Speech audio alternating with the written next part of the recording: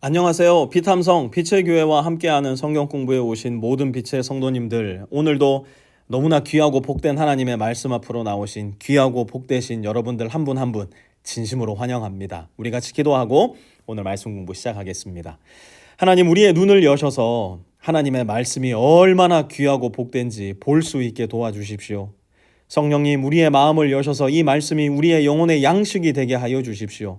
예수님, 우리에게 용기를 주셔서 이 말씀에 순종하여 주님께서 걸으신 그 좁은 길을 우리도 걷게 하여 주십시오. 예수님의 이름으로 기도합니다. 아멘. 오늘은 고린도후서 12장 7절에서 10절까지 말씀 우리 함께 공부할 텐데요. 7절 말씀부터 시작하겠습니다. 함께 읽어볼까요? 시작. 내가 받은 엄청난 계시들 때문에 사람들이 나를 과대평가하는지도 모릅니다. 그러므로 내가 교만하게 되지 못하도록 하나님께서 내 몸에 가시를 주셨습니다. 그것은 사탄의 하수인이라고 할 수 있는데 그것으로 나를 치셔서 나로 하여금 교만해지지 못하게 하시려는 것이었습니다. 아멘. 바울은 말합니다. 하나님께서 뭘 주셨다고요? 내 몸에 가시를 주셨습니다. 여기에서 가시라고 번역된 이 단어는 우리가 이렇게 야외 활동을 하다가 나뭇가시에 손을 찔려서 아따거 하는 그런 정도의 가시가 아니라요. 이 고대 사회 전쟁 중에 성 앞에 적들이 다가오지 못하도록 세워놓던 목책들 혹시 기억나세요? 사진으로 한번 보시면요. 이러한 목책들, 그냥 정말로 눈에도 잘 안 보이는 그런 가시가 아니라 정말 사람을 찔러 죽이는 그런 목책, 눈에 너무 잘 띄고 눈에 안 띌 수가 없는, 하나님께서 바로 이러한 가시를 바울의 몸에 주셨다는 겁니다. 아니, 하나님은 우리에게 좋은 것만 주시는 분 아닌가요? 하나님은 우리를 사랑하시는 분 아닌가요? 그런데 왜 바울같이 하나님을 사랑하고 하나님만 경외하며 살았던 사람에게 이런 가시도 아니고 이런 가시를 주셨다는 게 말이 됩니까? 바울의 이야기를 한번 계속 들어보자고요. 그거 밑에 보니까 그것으로 나를 치셔서 나로 하여금 어떻게 하지 못하도록 교만하게 하지 못하도록 하시려는 것이었습니다. 여러분, 인간에게 있어서 가장 고질적인 질병이 무엇일까요? 인간의 가장 근원적인 죄의 증상, 이것이 무엇일까요? 그것은 바로 교만입니다. 교만은 무엇입니까? 그 근원을 파고 또 파고 들어가 보면 결국 나는 하나님 없이도 괜찮아, 나에게 하나님은 필요 없어, 그래서 결국 어디까지 갑니까? I am a God. 나는 신이다까지 가기에 이르게 되는 겁니다.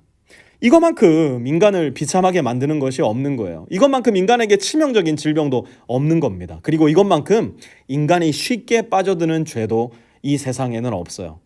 우리는 나에게서 조금만 그럴듯한 모습을 발견해도 교만해집니다. 교만의 가장 일반적인 증상은 무엇일까요?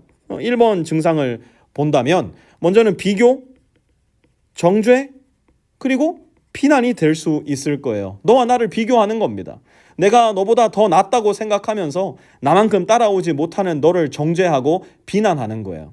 그런가 하면 두 번째 비난의 증상이 무엇인가 보았더니만요. 두 번째로는 자책, 실망, 더 나아가 섭섭함입니다. 여러분 잘 기억하세요. 내가 아무리 뛰어나도요, 이 세상 어딘가에는 나보다 더 뛰어난 사람이 여전히 존재합니다. 그러니 그런 사람 보면 막 자책이 되는 거예요. 실망하는 겁니다. 더 나아가서 내가 그래도 이만큼 했는데 나를 알아주지 않고 나보다 더 뛰어난 사람들만 알아주는 것 같을 때 어떻게 됩니까? 섭섭해지는 거예요. 그래서 하던 봉사도 다 그만두고 사람도 만나고 싶지 않고 이게 다 그 사람 때문이라고, 이게 다 그 모임 때문이라고 마음속에 끊임없는 결과, 불평, 불만이 샘솟게 되는 겁니다. 이것이 다 교만의 증상이에요. 바울도 충분히 자기가 그렇게 될 수 있다는 것을 알았어요. 하지만 바울은 자기 몸에 하나님께서 두신 이 가시 때문에 자기 스스로를 높이거나 자기 스스로를 비하하는 방향으로 몸을 틀지 않고 어디로 몸을 틀었을까요? 다시 한번 하나님께로 그 방향을 돌립니다. 내가 아무리 위대하고 놀라운 환상과 계시를 받았다 하더라도 주님, 저는 여전히 주님이 필요해요. 오 주님, 저는 주님 없이 아무것도 아닙니다. 주님, 나를 도와주십시오. 주여, 나를 긍휼히 여겨주십시오. 이게 바울의 기도였고 이게 바울의 삶의 방향이었어요. 사랑하는 성도 여러분, 우리 인생에 존재하는 여러 가시들은요, 우리를 무너뜨릴 수도 있고요, 우리를 더 굳건하고 건강하게 세워놓을 수도 있어요. 한번 볼까요? 한번 여러분의 몸에 있는 가시를 생각해 보세요. 여러분의 삶 가운데 있는 가시를 한번 생각해 보세요. 이것이 만약 사탄의 하수인으로 쓰임을 받으면요, 가시가 사탄의 하수인을 통과하게 되면 어떻게 될까요? 우리는 그만 하나님을 멀리 떠나버리고 이웃들을 비난하며 내 자신을 학대하는 도구로서 이 가시를 사용하게 될 겁니다. 그러나 그 가시가 하나님께서 보내신 은혜의 도구라는 것을 알게 된다면 그 가시는 우리를 하나님께로 더 가까이, 하나님 앞으로 더 든든히, 그리고 하나님과 더 친밀히 함께 할 수 있게 만드는 천사의 도구요, 은혜의 도구로 사용이 될 거예요. 바울의 몸에 있었던 가시는 무엇이었을까요? 기독교 역사 속 수많은 신학자들과 목회자들이 이 가시를 명확히 밝히기 위해 노력해 봤지만요, 아무도 그 가시가 무엇인지 명확히 밝힐 수 없었어요. 저도 그 가시가 뭔지 모릅니다. 하지만 가만 생각해 보면 이걸 모르는 게 은혜예요. 왜 그럴까요? 우리에게도 그 가시가 있잖아요. 너에게 없는 나만의 가시. 그래서 나를 무너뜨릴 수도 있고 나를 다시 세워놓을 수도 있는 바로 그 가시. 저는 저에게 있는 이 가시 때문에 제가 하나님께로 더 가까이 갈 수 있게 되었으면 좋겠어요. 저는 여러분에게 있는 그 가시 때문에 여러분 모두가 주님께로 더 가까이, 주님께로 날마다 더 가까이 나갈 수 있게 되기를 바랍니다. 왜요? 그것이 바로 주님께서 우리 인생에 가시를 놓아두신 이유이기 때문이에요. 하지만 동시에 우리에게는 이 마음도 필요해요. 8절 한번 볼까요? 같이 읽을게요. 시작. 나는 이것을 내게서 떠나게 해달라고 주님께 3번이나 간청하였습니다. 아멘. 여러분 가시가 있으셔요? 그 가시 때문에 너무 고통스러우셔요? 그게 육체의 질병이든 경제적 결핍이든 관계의 어려움이든 만약 가시가 있으시다면 기도하셔요. 주님 이것을 내게서 떠나게 해주셔요. 간절히 기도하셔요. 우리에게는 그렇게 기도할 수 있는 자녀의 고난이 있으니까요. 하지만 이것도 기억하셔야 됩니다. 9절 볼까요? 그러나 주님께서는 내게 이렇게 말씀하셨습니다. 내 은혜가 내게 족하다. 내 능력은 약한 데서 완전하게 된다. 그러므로 그리스도의 능력이 내게 머무르게 하기 위하여 나는 더욱더 기쁜 마음으로 내 약점들을 자랑하려고 합니다. 아멘. 오늘날 우리는 이 약점은 약점인 시대를 살아갑니다. 그죠? 아무도 나의 약점을 공개하지 않아요. 아무도 나의 약점이 강점이 될 수 있다 생각하지 않습니다. 자기의 양점은 오로지 꽁꽁 숨기고 자기에게 있지도 않은 강점을 마치 자기의 강점인 양 포장해서 자기를 높이는 시대를 우리는 살아가요. 그 결과가 뭐예요? 우리 인생에 주님의 은혜가 없어요.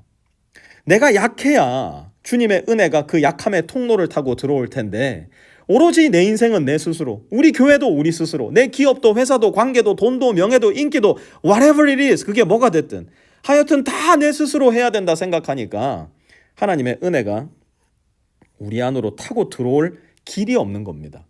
그러니 주님 앞에 엎드리지 않아요. 주님 앞에 간구하지 않아요. 그러니 항상 불안하고 항상 부족하고 항상 결핍되며 겉모습은 그럴듯해 보일지 모르겠지만 진짜 나를 보면요, 항상 허무하고 허망한 인생을 살아가는 사람들이 이토록 풍요로운 세상 속에 이토록 많을 수밖에 없는 거예요. 10절 한번 볼까요? 그러므로 나는 그리스도를 위하여 병약함과 모욕과 궁핍과 박해와 곤란을 겪는 것을 기뻐합니다.